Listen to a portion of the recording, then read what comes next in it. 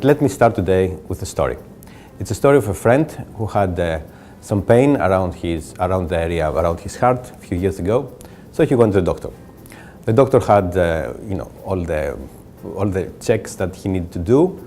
He checked his blood, he checked the cholesterol levels, he checked his body. He didn't find anything, but the doctor decided that this friend of mine needs to take statins.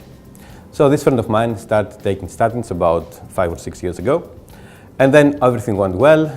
His, as we call it, bad cholesterol started going down. That's the LDL cholesterol, what the scientists call. And 3 years after that, after taking the statins, my friend developed diabetes type 2.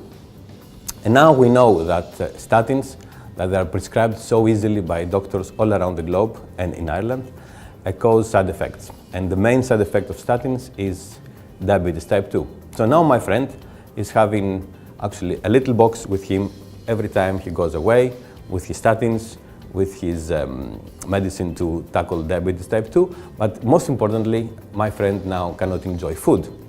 The quality of life has gone down because he needs to keep an eye on the sugar intake. So, with this story in mind, let me take you back 50 years ago, where there was a big study around the globe, what we call the 7-country study. That was a study where people were monitored in 7 different countries, in the United States, in Finland, in Holland, in Japan, in Italy, in Greece. And the scientists back then, they wanted to correlate the coronary heart disease in people with the blood serum cholesterol levels. What they found there is that in Italy, in Greece, and in Japan, people, despite the fact that they had quite high levels of LDL cholesterol in their blood, they didn't have coronary heart disease. Or they had coronary heart disease in much lower levels as people in Holland, in Finland, and the United States. To give you a couple of figures, in Greece, in Crete particularly, we had only 25 people dying of coronary heart disease per 1,000 people. In Japan, only 33. In Holland, though, it was 170. In Finland and the United States, it was in the region of 700. So back then, people thought, okay, there must be something in the diet of the people that actually keeps these people healthy despite the high levels of cholesterol in the blood. So what is that? So actually, they had a look, they monitor all the dietary intakes and what people eat, and then they ended up with what we call Mediterranean diet pyramid. So it's a pyramid, and then at the bottom of the pyramid, we have what the people need to eat every day, like bread, like cereals. But then, the interesting thing now starts where at the very, very bottom of the pyramid, below now the cereals, at the new version of the Mediterranean diet pyramid, we have other things, not food. We have things like it's quite important for people to have physical activity. So you have 2 kids playing. You have 2 people actually talking to each other while they eat.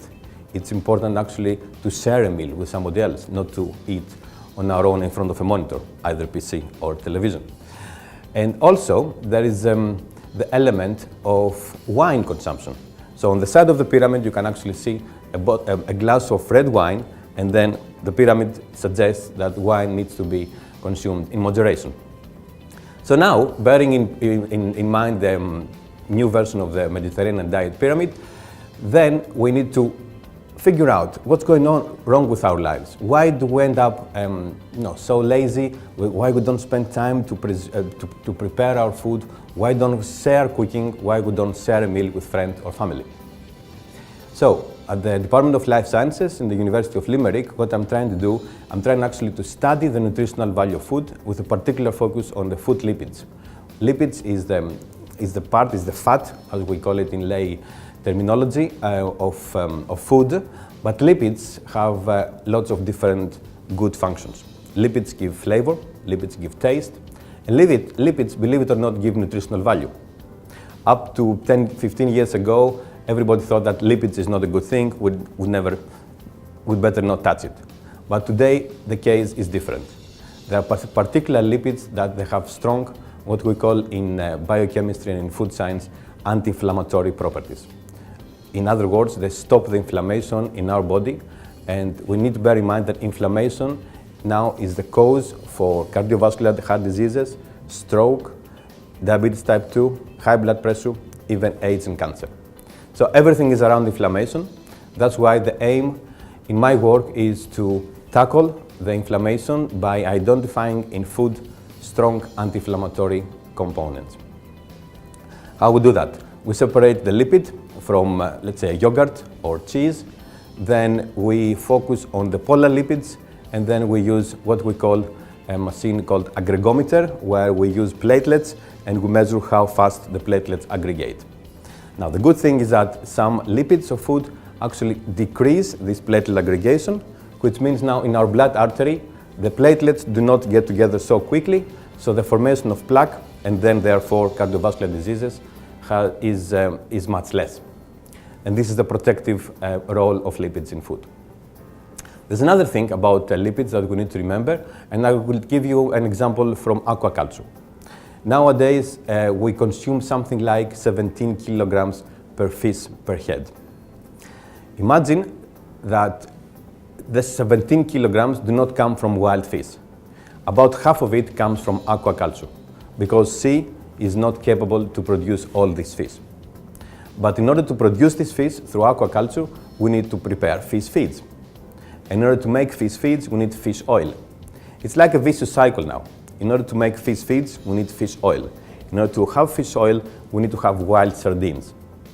So the more we catch the wild sardines, the levels of the wild sardines go down, then we will have possibly a danger not having enough fish oil to produce the fish feeds to feed the world with farmed fish. So this is something that we tackle. This is what we call in food science food security. We need to render our production procedures more sustainable. That's why we're trying to find other resources than fish oil, like vegetable oil or even olive oil. This is what I've been doing in the past 5 years, and now we have managed to patent a novel method to produce sea bream and sea bass using the byproducts of olive industry. This is what I'm trying to do now here in the University of Limerick, where we try to valorize the byproducts of breweries, distilleries, and dairy industry. Finally, there's another thing that we need to bear in mind, that statins, as I said at the beginning of my talk, is not a panacea.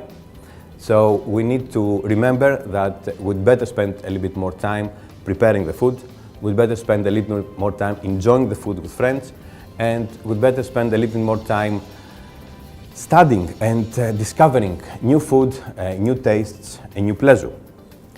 Finally, I would like to leave you with a phrase which is quoted by the father of medicine, Hippocrates, when Hippocrates had said, I'm not sure actually if Hippocrates was a medical doctor or a food scientist, because he had said, let food be thy medicine and let medicine be thy food.